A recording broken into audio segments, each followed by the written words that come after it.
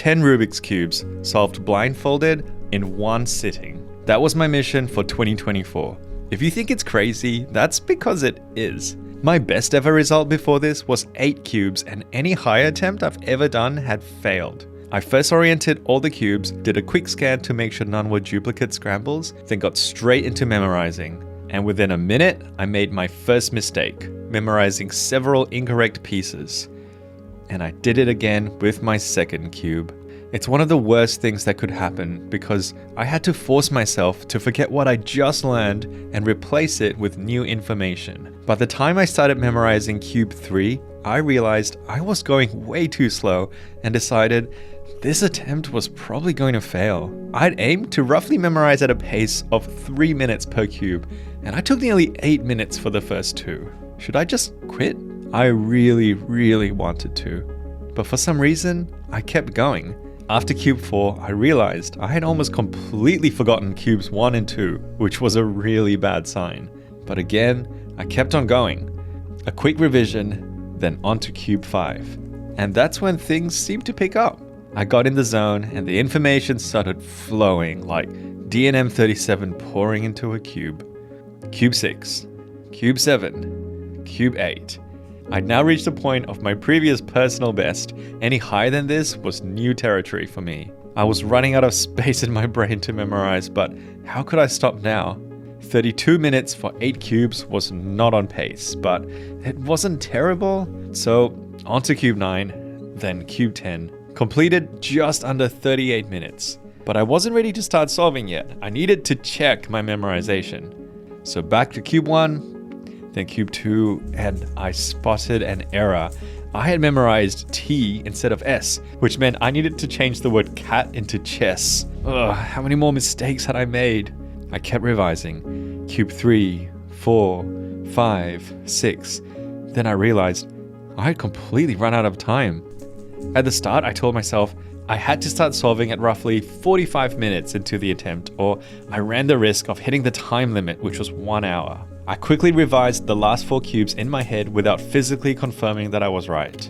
It was super dangerous, but I had no choice. I put my blindfold on, lifted the side blocker, and at 46 minutes 52 seconds, started solving cube 1. Miraculously, my memorization was clear. I finished, had no idea whether it was right, and continued with cube 2. Oh, this was the one with the mistake. It's chess, that's right, not cat. Then cube 3. Cube 4, and at one point my finger felt like it slipped and I had no idea if I made the move I wanted or if I needed to do it again. I hoped for the best, assumed that I did make the turn I wanted, and kept going. Cube 5, cube 6. By this time, some other competitors who had finished started to check out my progress. That's Zaid Chowdhury, the clock national record holder in Australia. That's Charlie Eggins, previous world record holder for 3-blind single. And still solving behind me was Michael Tripodi, the oceanic record holder for multi-blind. Cube 7 complete. I thought of placing on the top of the other solved cubes, then thought, nah. The world feels so different when you've been blindfolded for a while. I mean, like so hard to get your physical bearings. Like imagine if I picked up the wrong cube in sequence, or if I bumped it and it rotated.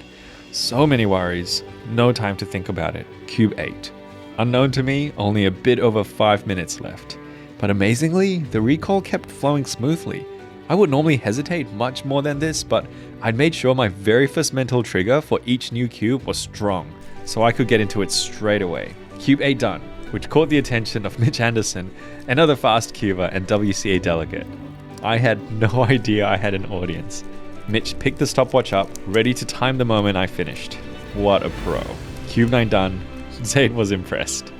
By this point, I was certain I'd made a bunch of mistakes, but again, I had to keep moving. I had no idea how much time was left. And I still remember the letters for my last cube. HLDAQOMVTSIV.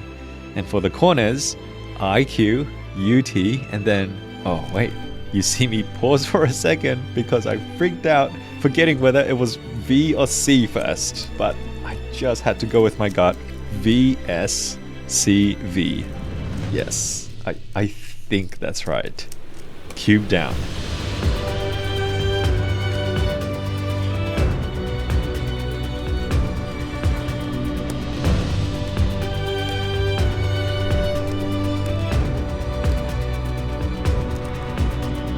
I need to hear this as much as you might too, because it's so easy to forget. Don't give up. Things may not work out, that's true, but also things might. So keep going. Thanks for watching.